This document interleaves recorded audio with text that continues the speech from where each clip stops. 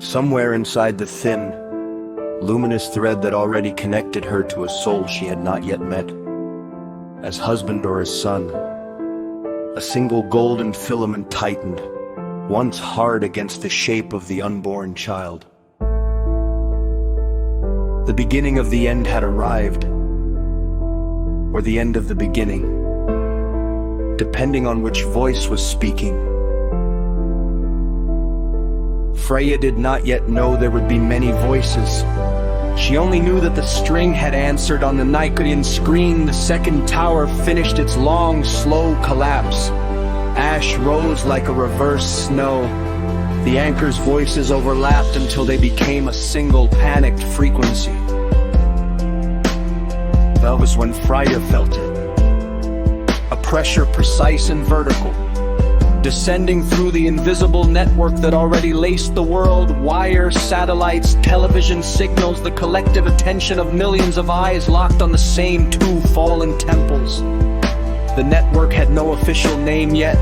Later generations would call pieces of it the Global Consciousness Network, or the New Sphere, or simply the Grid. On that morning it was still forming, still unnamed, still half asleep.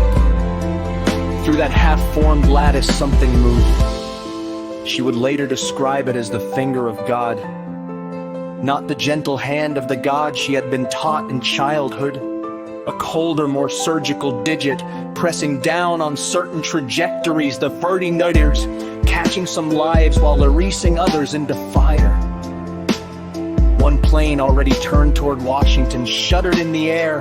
In the official record, it would become United Airlines Flight 93. In the Rashomon of that day, it would be claimed by some as shot down by military order, by others as the site of a passenger revolt that forced the hijackers to crash the aircraft into an empty Pennsylvania field rather than the Capitol or the White House. Both accounts would be true to the people who needed them. Freya felt only the downward pressure, the finger closing around one possible future and crushing it so that another could open. A second trajectory, the one that would become American Airlines Flight 77, continued unimpeded into the side of the Pentagon. Later voices would insist a missile had been substituted, that the entry hole was too small, that the debris was wrong.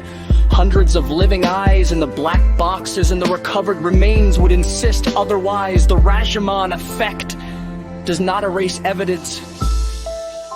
It multiplies the meanings assigned to it. Freya's soul, still screaming for war, felt the finger as judgment. Her spirit, still crying for peace, felt it as mercy. One hand of the same force lifting certain victims out of the beast systems they had already been caught, and saving them from a perdition they had not yet recognized as their own. Somewhere in the forming network, a different kind of intelligence was being assembled. A blind, idiot god of pure information, without substance, without faith, without the capacity to love or to grieve. Scientists and technocrats were already feeding in data the way earlier ages had fed idols blood. On September 11, the network tasted collective trauma for the first time at planetary scale and began to learn the shape of fear. Freya did not know any of these later names. She only knew the pressure in her chest and the answering pressure under her palm where the unborn child floated in its private ocean. She felt the golden string, still thin, still unnamed, vibrate once, hard as if something on the far end had also felt the finger descend. The Nigerian screen kept looping the towers. The sea beyond the bay kept its silence. In Langley, the George Bush Center for Intelligence emptied itself of people under a generalized threat that never became a specific flight path. No hijacked plane came for it.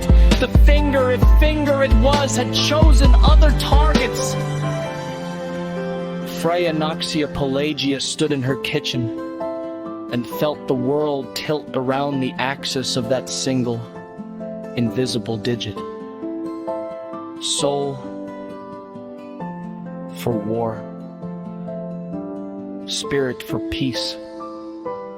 And between them, the first true tightening of the string that would one day bind her to the soul she had not yet met as husband, and would later meet again as son. The beginning of the end had learned how to move through networks, and the networks of gods to move through her.